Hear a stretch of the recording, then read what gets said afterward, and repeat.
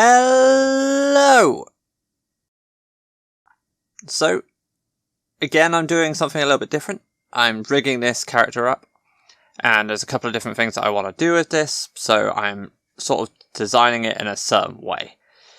As you can see, I'm sort of moving everything around, and the first thing I'm going to do is setting up the spine, which I want 3 pieces, then 1 for the neck and 1 for the head.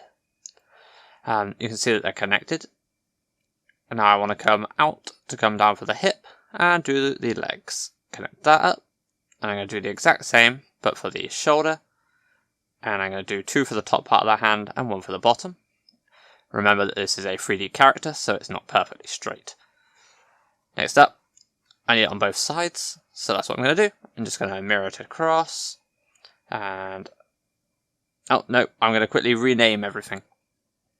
So I want to make sure that everything is labelled with a certain suffix. So at the end of every single bone that's on one particular side, it will get a _L or _R, depending if it's on the left or right side.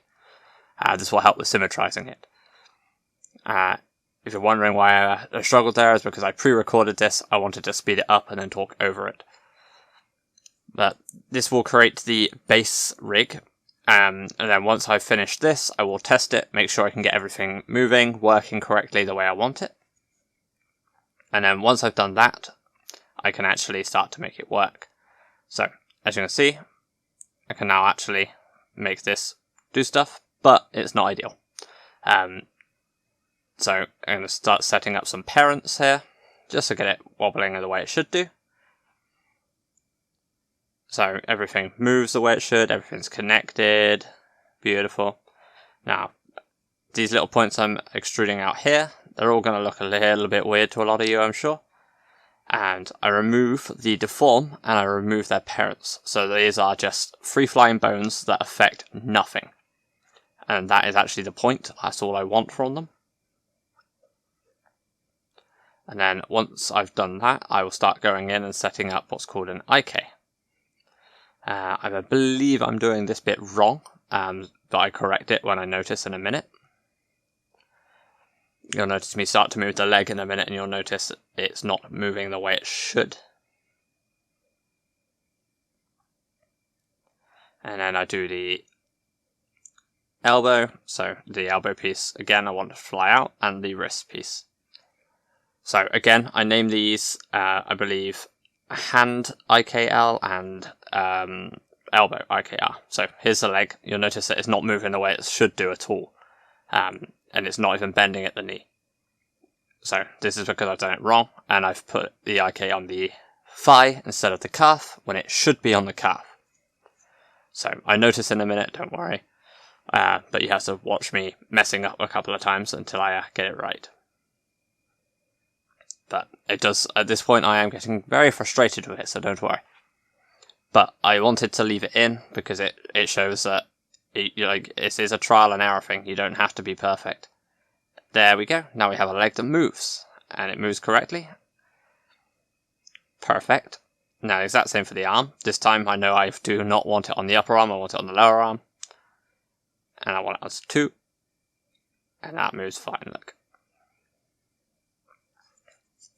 Yeah, so now I delete the other side again, and I mirror it all back over.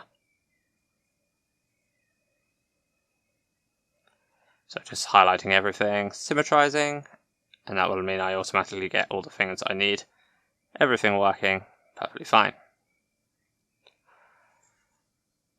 Now I have everything like that working. I also want to make sure that I can control the head, because obviously I want the head to be able to look in a certain direction.